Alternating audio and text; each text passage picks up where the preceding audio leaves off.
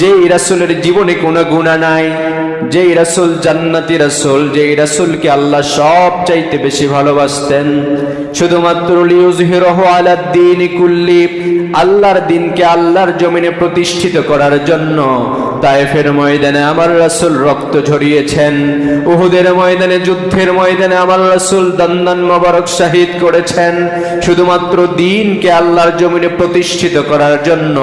শিয়াবে আবি তালিবের মধ্যে আপনার আমার প্রিয় নবী, আমরা যাকে কলিজার চাইতেও বেশি ভালোবাসি, সেই রাসূলুল্লাহ সাল্লাল্লাহু আলাইহি ওয়াসাল্লাম 3 বছর কারাগারে থেকেছেন কি থাকে নাই?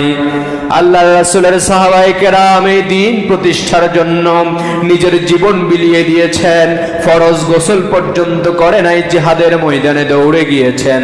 কালিমা পড়ার কারণে আমার রাসূলের সাহাবায়ে কেরামকে কষ্ট দেয়া হতো। হযরত বেলাল রাদিয়াল্লাহু তাআলা আনহু শুধুমাত্র কালিমা পড়ার কারণে, ক্বালা লা ইলাহা ইল্লাল্লাহ বলার কারণে তাকে উত্তপ্ত বালির উপরে শুইয়ে রেখে বুকের উপরে পাথর দিয়ে যন্ত্রণা দেয়া হয়েছে।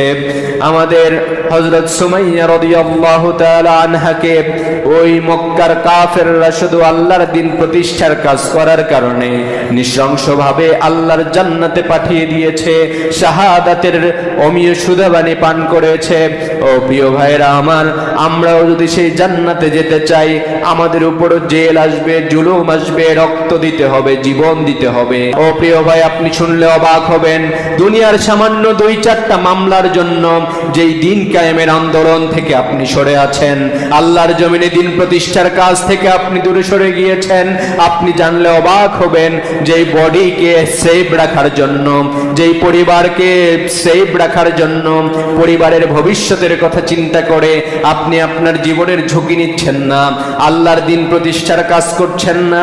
আল্লাহ রাব্বুল আলামিন কোরআনুল কারীমের 36 নম্বর সূরাতুল ইয়াসিন এর 65 নম্বর আয়াতে আল্লাহ বলছেন, তোমরা যেই হাত আর পা সুন্দর করে গুছিয়ে রাখছো, মার খাওয়ার ভয়ে দ্বীন কায়েমের কাজে পা বাড়াচ্ছ না, হাত দিয়ে দ্বীন কায়েমের কাজ করছো না, এই হাত আর পা সহকারে তোমার নামে আল্লাহর দরবারে অসংখ্য মামলা রেডি হয়ে যাবে, বলি নাউযু বিল্লাহ।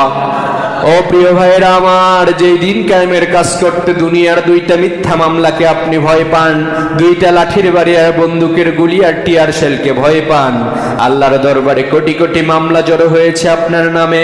শুধু তাই নয়, কিয়ামতের ময়দানে আপনার অঙ্গ প্রত্যঙ্গগুলো আল্লাহর দরবারে আমাদের বিরুদ্ধে সাক্ষী দিবে। আল্লাহ বলছেন, আল ইয়াউমা নাখতিমু আলা আফওয়াহিহিম, কিয়ামতের কঠিন ময়দানে